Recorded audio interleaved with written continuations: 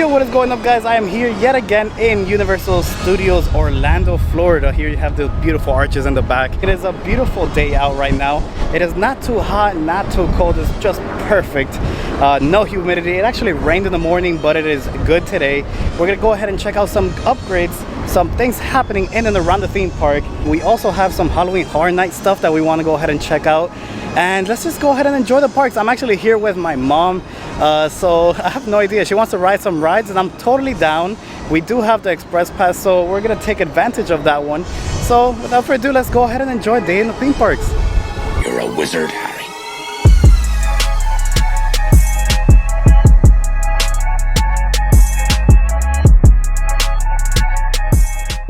Actually, before we enter the park, let's actually take you all the way to the front of City Walk, where I have some little updates here for you guys. One of them being the Welcome to Orlando Resort, Welcome to Universal Orlando Resort sign is still not up, but I'll go ahead and talk a little bit more after that. And then we're gonna go ahead and jump into the Universal Studio Store in City Walk, because we have some really cool things here and there that they went ahead and brought in for new merchandise and stuff like that. I'll go ahead and talk to you guys about that over there as well.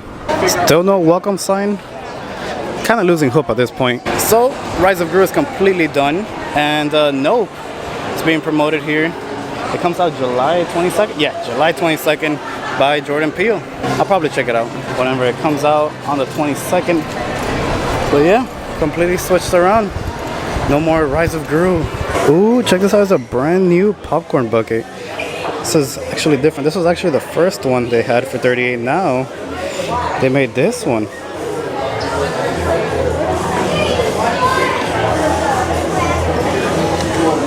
I have no idea how to open it.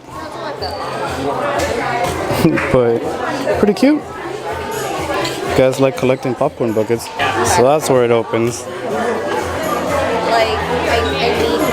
For the ones asking what is exclusive at Universal's Orlando, Florida for the Wizarding World, here it is, $495. It's a display of Gringotts Bank with a dragon on top. If you guys didn't see my last video, here is the brand new collectible Wizards card, Bridget Wenlock. If you guys want her, you could go ahead and look for this exact sticker on the box, and you will 100% get the actual collectible Wizard card. First thing that caught my eyes while I was crossing the bridge there, dividing City Walk and Universal Studios Orlando, Florida, were these two poles. This one here on the left side, and on the right side you have another one right there. These are signaling that they are starting to prep up for Halloween Horror Nights this year. We have some houses that have already been announced. The two Halloween Horror Night houses that have been confirmed is the Horror of Blumhouse, and the second one being Halloween, which is our infamous favorite killer, Michael Myers. Pretty sure inside the park we are gonna see a lot more of Halloween Horror Nights. So without further ado, let's go inside the parks. Here we go, another couple of them. This one right here and this one right here as well, after the arches. Oh goodness. And we are officially inside. First ride of the day, 40 minutes for the Minion Mayhem, and we got Express. So I'm at Minion Mayhem, but check out these speakers. Well designed. They look like nukes or missiles. Still no word as to what is going to be replacing the Shrek 4D ride just yet. But I pass by every day to see hopefully a glimpse of what's going to be coming in.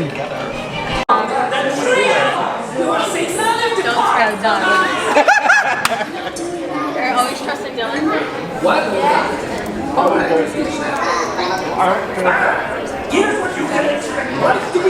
They have officially removed the Universal's Monster Cafe sign completely off this corner here. I wonder if they did the same thing to the entrance. Okay, so we got some announcements here. The Beat Builders are coming out at 11:30. Despicable Me Minute Mayhem is at 130 minutes. So you know the type of day that we're having today. Just based off this, the Transformers at a 15-minute wait line as well. I'm gonna go on this side. I always go on to the right side for some reason. Actually enjoy going to the right side. Never through the middle. Everyone goes through the middle. Whereas over here, you're able to kind of go away from the crowd. Oh, we have Scooby and the gang meeting people, talking to people. and taking pictures with them as well. Right by the Born Spectacular. They typically hang out around here in Hollywood. They typically have, oh,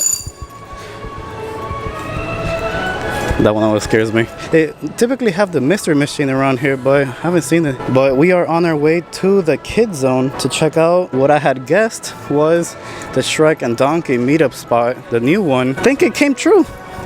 So they finally opened it up, so we might go ahead and talk to him. Let's quickly stop by the Five and Dime because they typically are the first store that shows you the brand new merchandise for Halloween Horror Nights.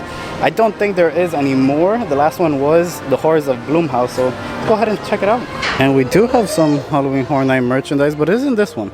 It's actually here. We still have the Horrors of Blumhouse shirts going for $30. Don't think there's anything in the back. No. They do, however, have these ornaments, these Halloween Horror Night Blumhouse ornaments. If you ever need a Halloween Horror Night ornament, if you're planning on doing a Halloween Horror Night themed tree. Also, we haven't had any new news on the Williams of Hollywood. It's still closed and we still don't know anything of it. Just so you're aware, the Five and Dime is the exit gift shop of the Born Spectacular. So if you guys need some Born Spectacular merchandise, that's the place to go to. And some Halloween Horror Nights. They have some classical monsters, statues, amazing, love it.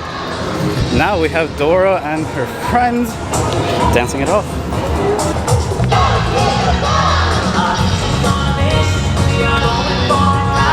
And now we're making our way into Central Park, which is my favorite part of Halloween Horror Nights. If you've ever been to Halloween Horror Nights, you guys know why Central Park is such the place to go. So I'll show you guys some little towers here and there that they have all around. Oh, you don't even have to make it to Central Park. You have some light fixtures up here. Lights here as well. Yeah, typically this is my favorite spot. I loved years back when they had pumpkins just flying in and around the trees. I just love that one. But yeah, you can see they have some preparations already for Halloween Horror Nights this year. Just so you're aware of the day, it's already July the 18th and they're already having these constructed around Central Park. Now, you know how I said I typically go to the left? Well, this time, again, I'm going to Woody Woodpecker's Kids Zone to confirm for all that the Shrek and Donkey meetup is officially opened. SpongeBob Store Pants, we might pass by. Hopefully it's not too full, so that way we can go ahead and create some dance moves inside SpongeBob's house. And I was right, Shrek's Swamp Meet is officially open. Oh, look, they have Donkey's door right there. Maybe we'll pass by later on and see if they're finally open. But here it is, finally, in the Kids Zone. Shrek's Swamp Meet. I'm in the SpongeBob Store Pants, and this, I have no idea what it is. Umbrella? Almost $4,000, Jesus Christ. Oh, here we go. Oh! It's Gary! Employee of the month. So we made our way through the Simpson Land. Went through the little bridge here. And yet another one right here. They do have a line where you can't basically cross through here. You can't put Halloween Horror Night inside the Wizarding World because J.K. Rowling forbids it, because Halloween Horror Nights does not exist inside the Wizarding World. If you guys remember my previous video, there was this odd thing right in between this little section here in San Francisco, but now it's completely closed off. Set enhancement in progress. And yeah, I have no idea what they're doing, but they did close it down for a bit with this huge, I guess, like standing stage type of thing. Now it's just completely closed off all the way around. Now the Blues Brothers are playing right by the Revenge of the Mummy because their stage is getting a quick little makeover. As you can see here, they closed it down over here as well.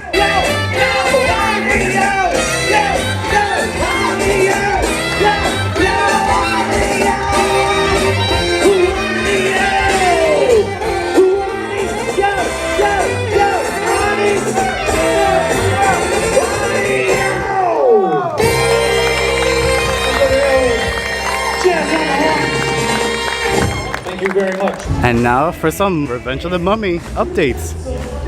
Still nothing crazy has happened in the front, but I did see the TVs were still working on the inside. It's better to see it at night, trust me. I did, however, see in the TV, I think you can see a little bit, but you can still see Brendan Fraser inside. Like they're still promoting him in The Mummy. Which is kind of ironic because rumors had it that they were going to replace him in the Universal Orlando's version of the Revenge of the Mummy ride. And now let's walk into Sahara's Traders because I did see that they were bringing back some Revenge of the Mummy stuff since this is the gift shop. They had previously converted this whole section into a classical monsters tribute store in a sense. Now they're starting to bring stuff back for the Revenge of the Mummy. Oh, here you can see a bunch of things are being... Oh, look, they have a sign. Please pardon our dust and appearance while we add a new exhibit for you to enjoy. Thank you. Now they opened up a lot of space. You can see all this space here for the new revamp of the Revenge of the Mummy ride. They said that it's going to be opening up late summer. So we're expecting some news to be coming in the near future.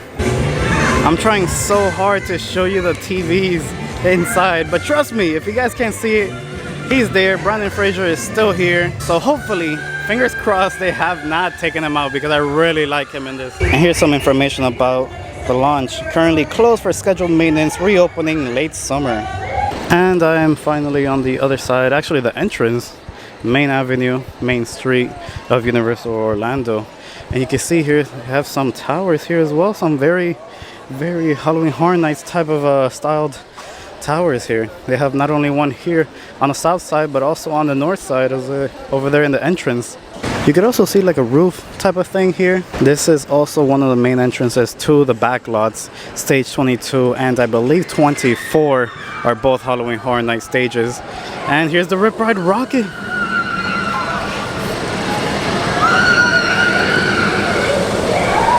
This is actually the only big roller coaster that Universal Studios has on their end. All the big thriller rides are typically in the Islands of Adventure. Oh, we have some construction workers taking things off.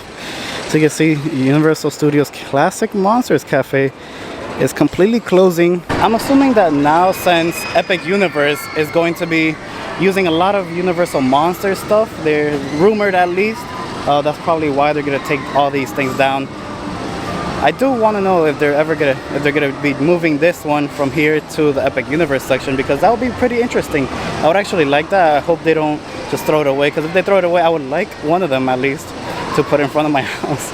But yeah, they are currently, right now you can see the construction worker right here. They're completely taking it out. They're not closing it for good. They're just revamping the new theming. There still isn't any confirmed news about what is going to be replacing it, but I'm very excited.